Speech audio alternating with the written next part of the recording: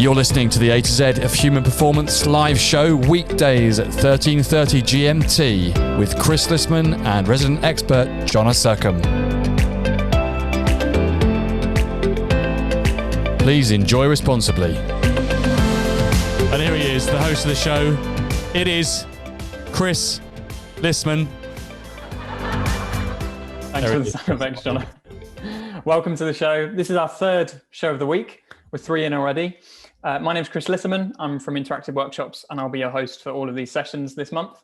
We're here 13:30 every weekday in January, and I'm here with Jonna again. Jonna, how are you? Yeah, I'm doing really well. The third of 20 live shows. A great live show is a good live show that got better. That's very what I'm true. thinking. Very true. Good, it's great to be here. Glad to have you.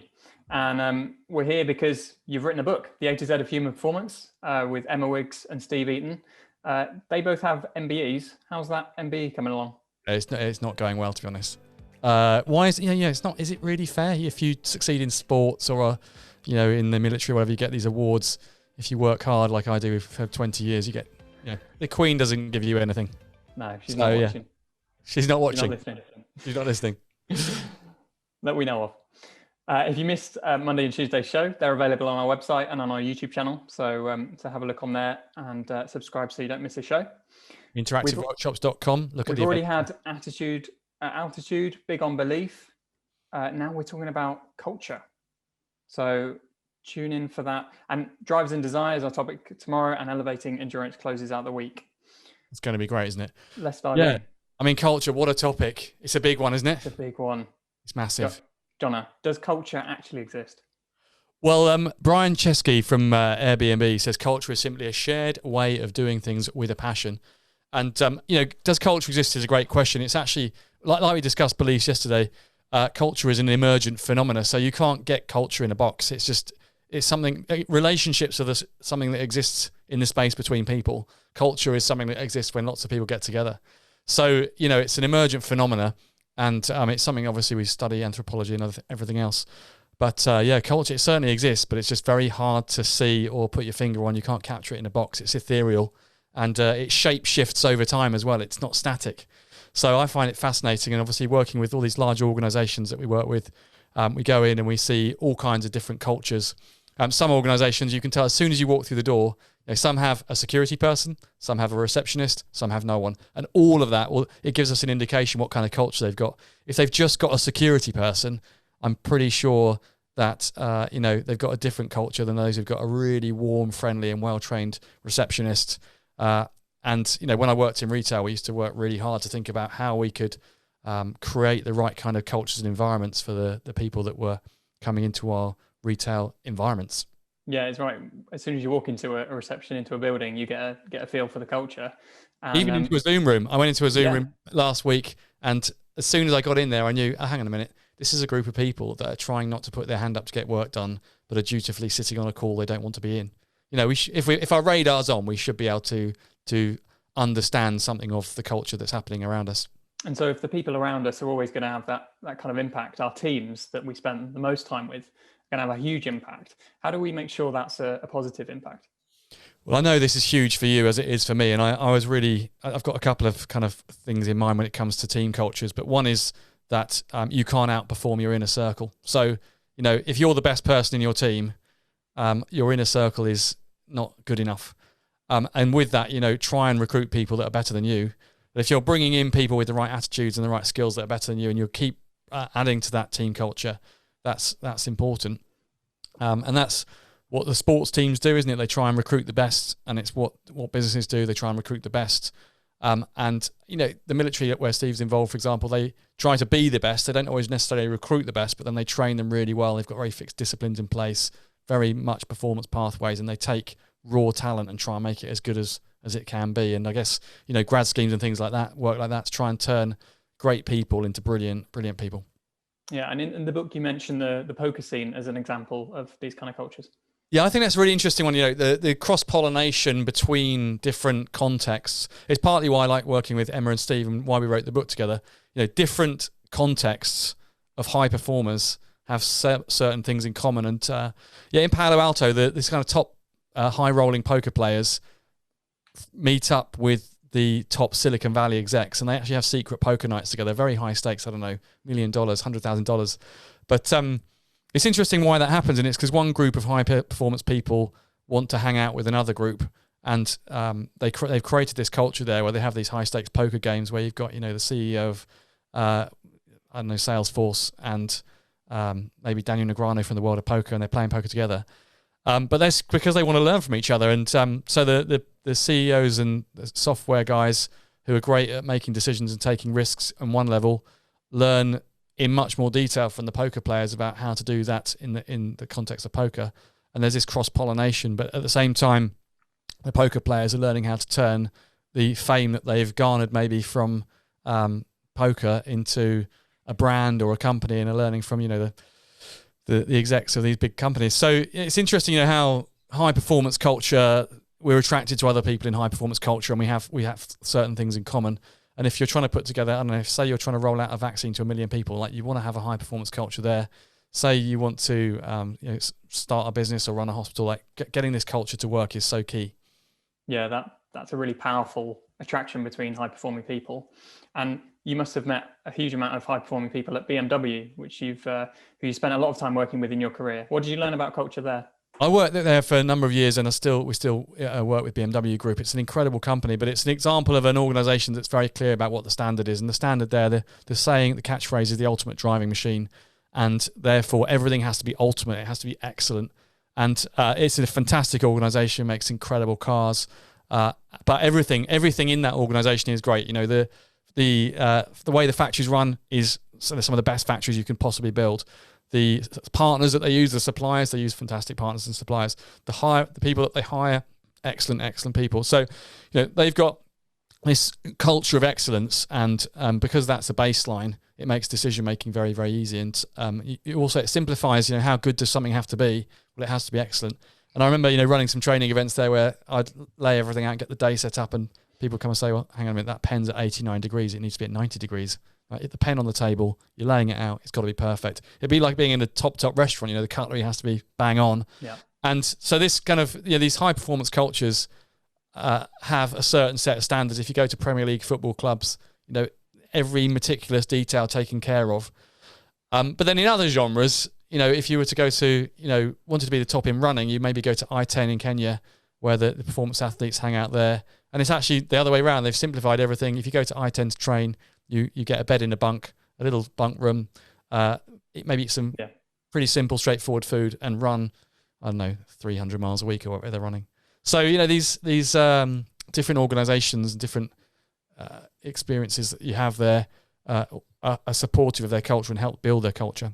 What I love about that is that it turns something that could be quite mundane, which might be making cars, into something that's more of a community that you're part of, and more of an ethos that you do things in an ultimate way. That's your job, really. It's not actually making cars. Yeah, and it didn't matter what you did there, whether you're in the workshop, whether you're in marketing, whether you're in PR. Like the technicians who fix cars, they want to be really, really top at what they do, and everything has to be done really well. And the workshops where they fix cars are spotless. Things that you just would think, oh yeah, it's like a Formula One team. They're trying to take it to the top level. But it was interesting actually when I was working there. I helped launch Mini, and Mini was much more about being creative.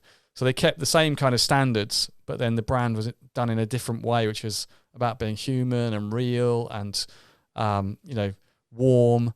And actually, it caused some conflict there because the people who had so bought into the BMW way of doing things, to start with at least, it was countercultural the way that many people were going. I remember I didn't have to wear a shirt to work.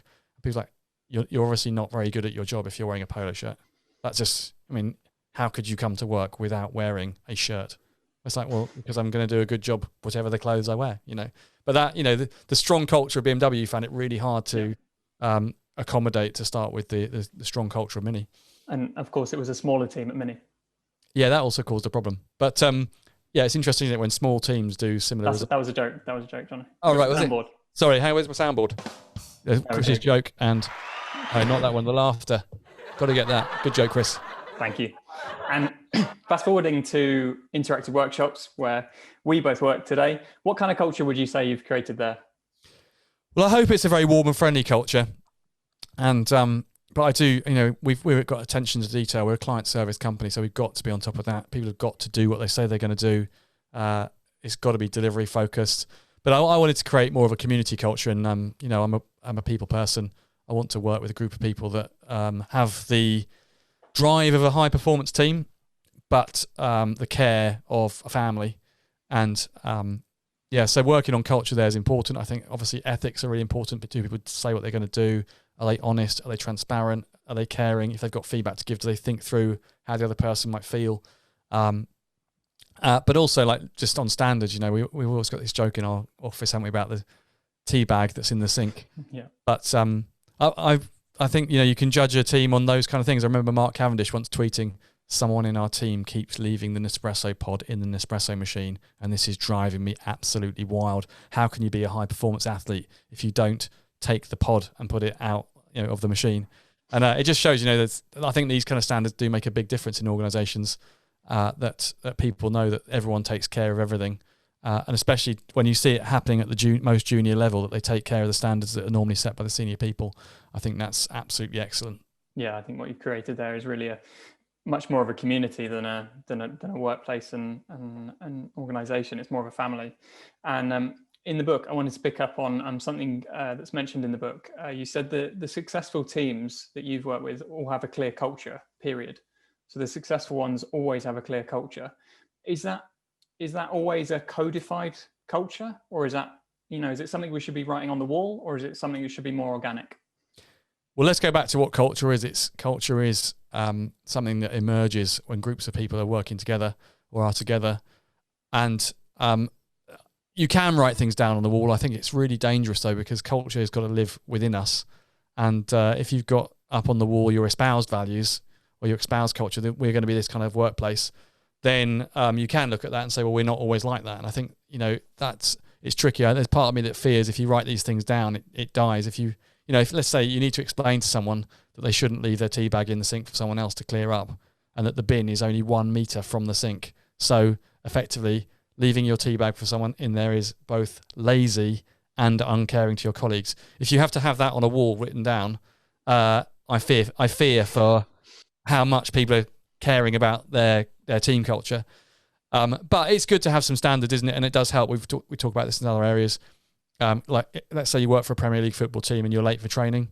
Well, then you'll sacrifice a week's wages. I mean, no one wants to have, if there's 20 people at training and there's a whole support staff and 5 of the players are late, 5 minutes late, then that whole 20 people have lost time and it's just pointless. So I do think on a leadership level, it's good to put in place standards. I mean, like, for example, in our sales process, our copper data has to be up to date. Our sales data has to be up to date. If I don't put that in place as a leader and say it has to be up to date, guys, it's not optional, then by saying it has to be up to date, then I remove the choice from others and actually say to me, if you want to be in our culture, if you want to be part of our organization, this is a minimum. Then they have to do it. They don't have to find the motivation to do it. They don't have to decide whether to prioritize it over something else. It's very clear. It has to be done. And I guess that's what I learned from BMW, that kind of approach. Yeah. So the people listening to this and watching this, if they want to be more of a culture creator, if they want to take the initiative there, what's one thing they could do to start doing that tomorrow? Well, it's important to reflect, isn't it? To think, what kind of person do I want to be? Is it Nelson Mandela says, create the change you want to see. But we know who the impact players are in our team in that level. We could call them out. But let's say M Link turns up every day, massively positive attitude, caring. If she's got tricky feedback to deliver, she won't hold back from delivering it, but she'll do it in a nice way. Delivers what she says she'll do to internally and to clients. Is prepared to say no if she can't get something done. Accommodating. So that's, people might think that that's something that's just what she's like, but that isn't just what someone is like. That is an every day, every moment choice.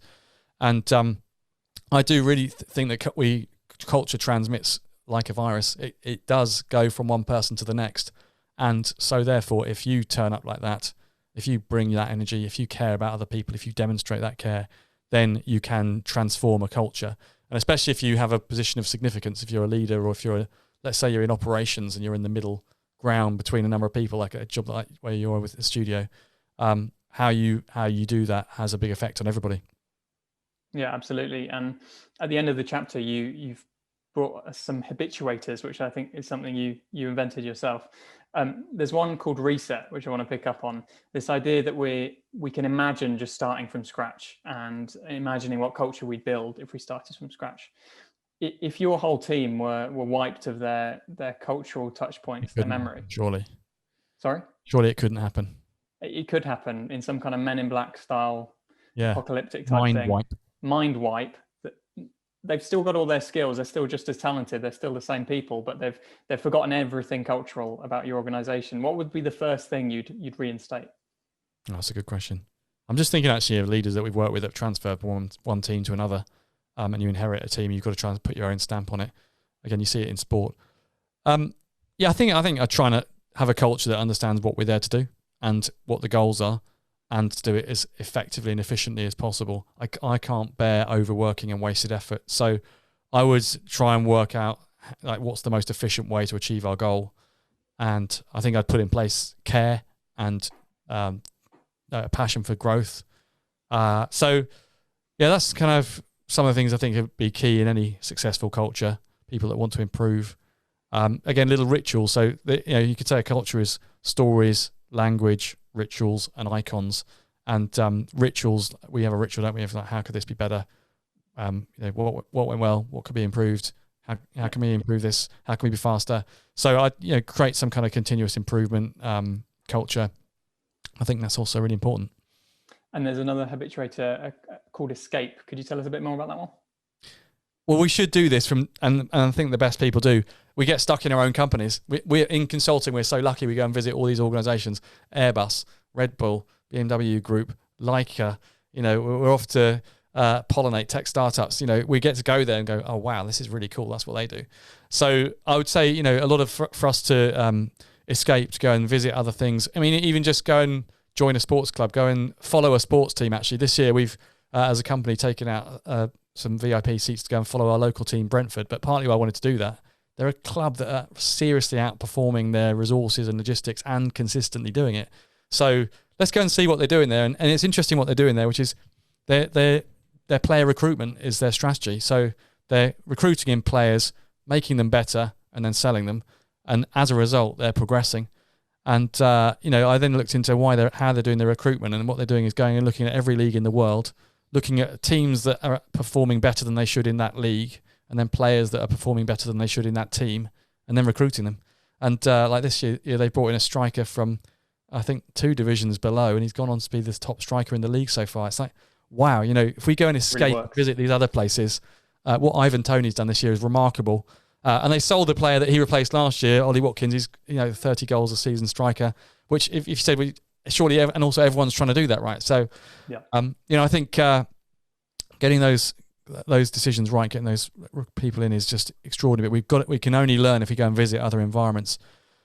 We took the guys from Airbus to visit a biomedical company and look at how they did high performance there, and it was really interesting. The aero engineers, very very detailed, very very rational, and the things that they work on take a long time. And this biotech company is quite a fast moving organisation, still with very very intelligent people, very detail focused people, but they had to be very fast moving, and this speed, it was interesting to the Airbus guys realizing, oh wow, we could learn a lot from that. Yeah, it's really valuable to see other cultures and pick up on those things that we want to build into the teams that we're part of. Yeah, I had the privilege to go to Leica's headquarters in Wetzlar in Germany a couple of years ago. Actually, Heiko, who's on this session, took us on a tour. Amazing, the best camera company in the world, the best cameras, the best lenses, and of course, when you get there, the best campus. A beautiful hotel, stunning restaurant, cafe, and it's incredible visitor center. And they would take you around and see these guys that have become the absolute best at making the lenses and building the cameras. And then you might say, well, the camera's 15,000 quid. It's like, yeah, because it is the best camera you can buy. So this kind of culture that they've created there permeates every level. And again, like a Formula One team, I think it helps to think about this excellence in every area. Yeah, that's great. Well, Jonna, that's all we've got time for. Thanks for joining me again for the A to Z of Human Performance live show. Join us tomorrow. We've got Steve Eaton on the show, and we're on again on Friday as well. Really looking forward to it, Chris. It's been a great week. Thanks very much for hosting. No problem at all. See you tomorrow.